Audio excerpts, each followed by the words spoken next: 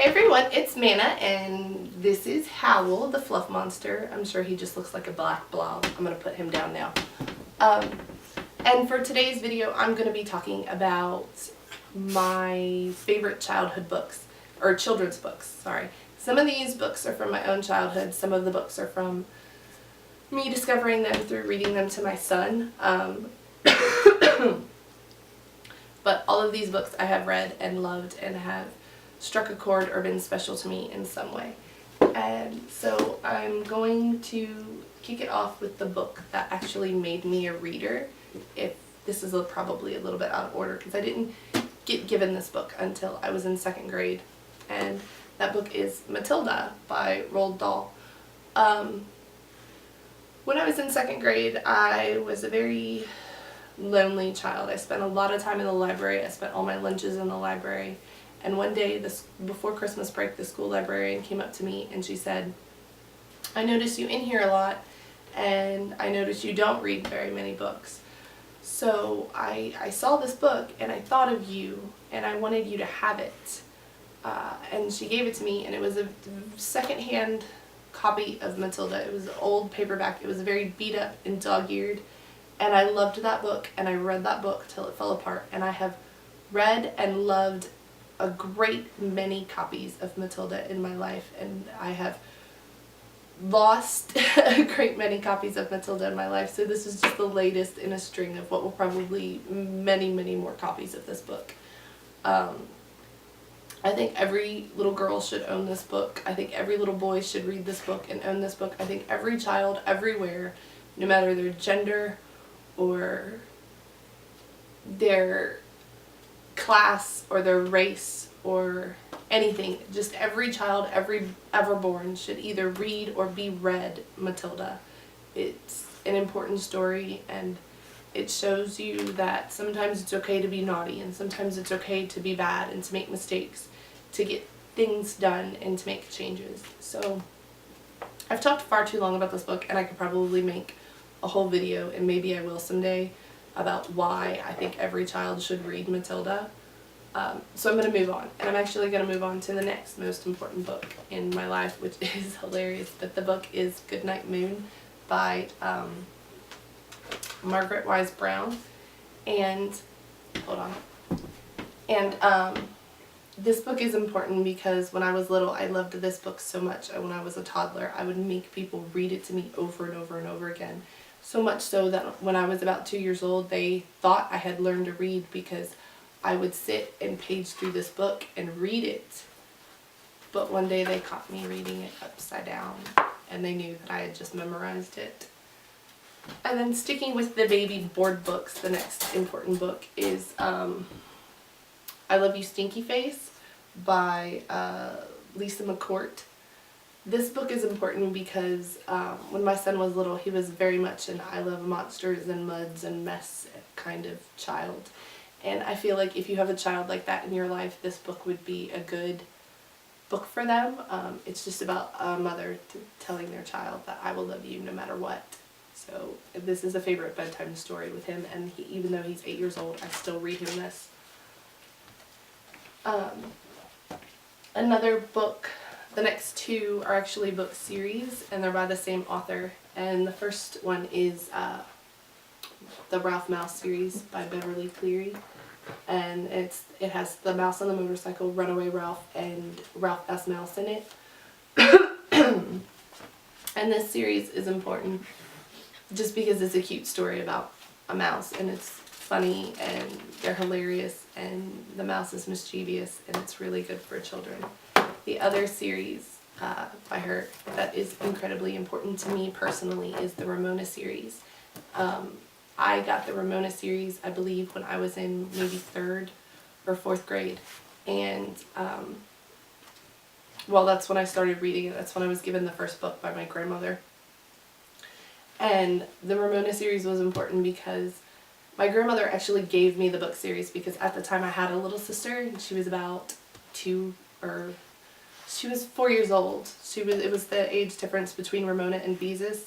And my grandmother wanted me to identify with Beezus, and learn to be okay with my sister, but I actually identified more with Ramona because she was a mischievous, curious little girl who got into a lot of trouble for her curiosity.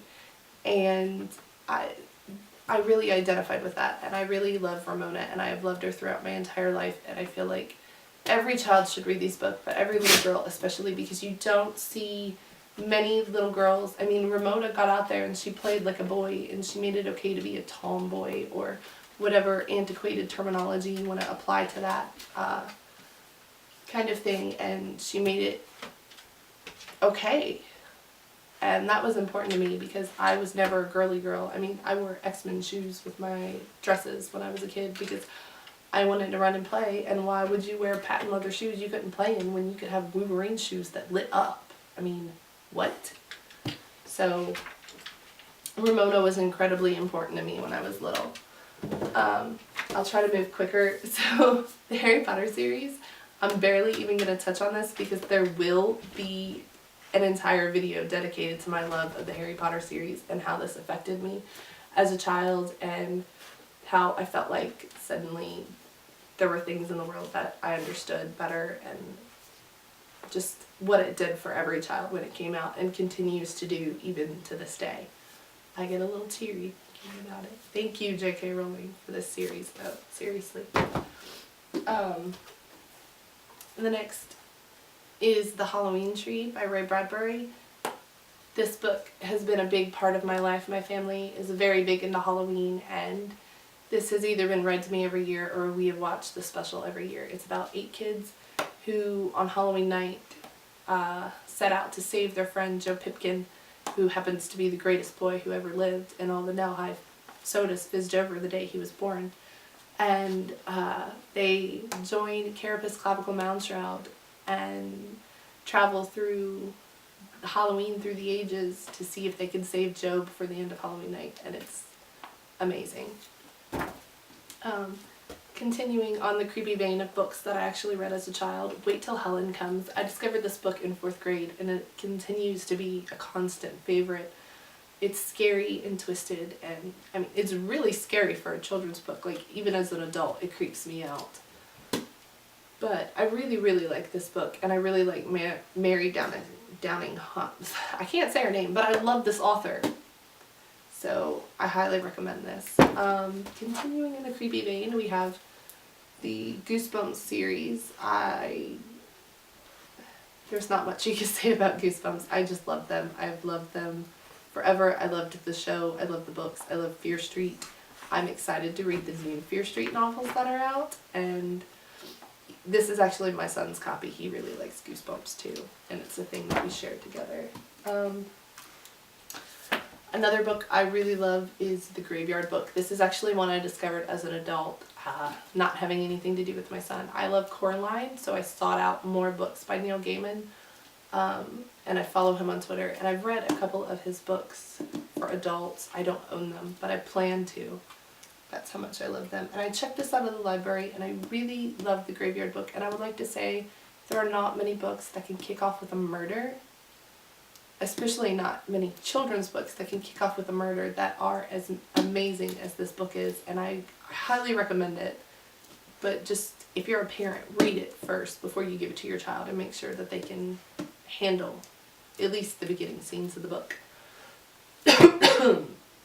Sorry, I'm still sick and I'm talking fast.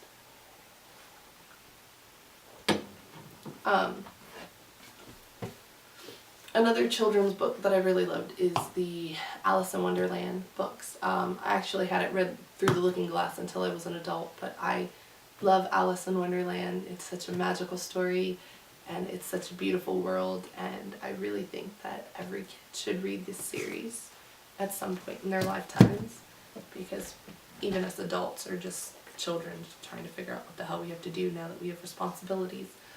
The Grimm's Fairy Tales, I believe if you're going to read the fairy tales to your children, you should try to go back to the basics as possible, and the Grimm's fairy tales are closest to the original fairy tales that you're going to find, because fairy tales didn't have a happy ending in the old days. They were warnings and lessons for children, and I feel like I really feel like that's important for kids, and I have read my son the Grimm's fairy tales, and he loves them, and I have read them as an adult, and I love them, and I just think they're so important. I was read the original fairy tales, by the way, as a child. Another book series that was important to me are all the Shel Silverstein poems. This is everything on it. This is actually my son's copy. I don't have the other books yet, but I plan to buy them for him. They're just funny, they're silly, and they kept me interested in poetry when I would get discouraged. And they taught me that poetry was more than just Shakespeare. So that was kind of really important to me. A newer children's book that I bought for my son, I actually bought this for him for Valentine's Day one year, is Oddfellows Orphanage, and Emily Winfield Martin. This is a beautiful story, and she really paints a magical world, and I absolutely love this book. And I highly recommend it, and if you haven't read it, even as an adult, it's so beautiful. And I've read it on my own a couple times. I've read it to my son. I've seen him reading it on his own, which really warms my little nerdy book heart, Grinchy heart, whatever I usually say, because it's a book that makes a child who doesn't like to read, and that's kind of amazing. And then the last book I have is another book that was given to me by my grandmother, and she actually read this to me when I was about 3 years old, and it's what started me wanting to go to England in the first place, and that is Paddington Bear. Ever since I read Paddington Bear, I've always wanted to go to England. I've always wanted to go to London, and I think that this is such an amazing book, and it's so important for kids to read stories like this. And I'm sorry owls be bad, but I love Paddington Bear, and I highly recommend it, and it's a cute story, and please look after this bear. Alright, well, I'm going to stop blathering about the children's books now. Hey everyone, so my recording ended weirdly. I don't know where it ended at, but I just wanted to say thanks for watching, and bye!